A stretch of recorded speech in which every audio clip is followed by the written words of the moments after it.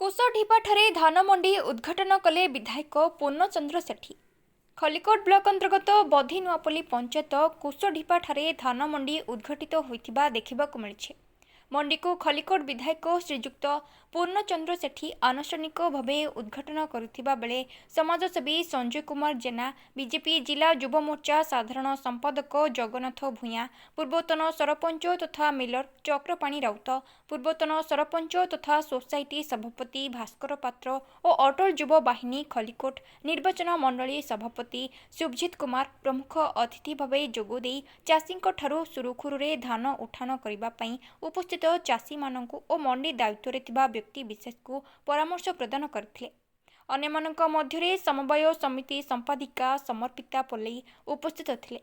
एही कार्यक्रम रे अंचलर बहु चाषी उपस्थित थिले। आज चाषी भाई माने उत्कंठा सहित बसी थिले जे आमर धान मंडी ओपन हबो एवं आमे आउ किछि दिन भितरे आमर जो अमल करथिबा धान मंडी की देबू एवं दु पैसा किमती आमे पाइबू। सेठी पई आज आसी आकु उद्घाटन करछि एवं विभिन्न जगह भी आमर मंडी उद्घाटन हेलानी। प्राय 15टा खंडे मु उद्घाटन कलिनी, आउरी भी 10-15टा उद्घाटन करिवार अछि। ये आमर उद्देश्य है चाषी मानकर जो स्व अर्जित स्व अमल जो फसल किमती से बिक्री बटा करेंगे।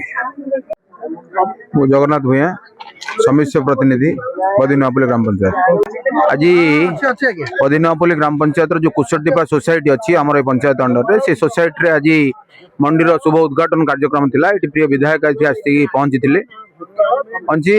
एटी चाषी मानकर चाष अमल को भली भाव ठीक भाव सोसाइटी माध्यम सरकारी व्यवस्था भितर मिलर माने को भली भाव से नईबे आ सुव्यवस्था को भली हम एटारे उपस्थित जो मिलर माने थिले तांको मध्य से तागिद करके जाइछन्ती जे कौनसी प्रकार अव्यवस्था जो भली भाव हबनी। सोसाइटी सेक्रेटरी को कोऑपरेट करके सेमानक सुचारू रूपे चाषींकर क्रब उठेवा से बाध्य करिसन्ती एवं जदि मिलर मानक मध्य तागिद करछन्ती जे भविष्य रे जदि एतिरे किछि त्रुटि विच्युति हुए ताहले प्रशासनिक व्यवस्था भितर आपण माने बक्सी परिबे नाही।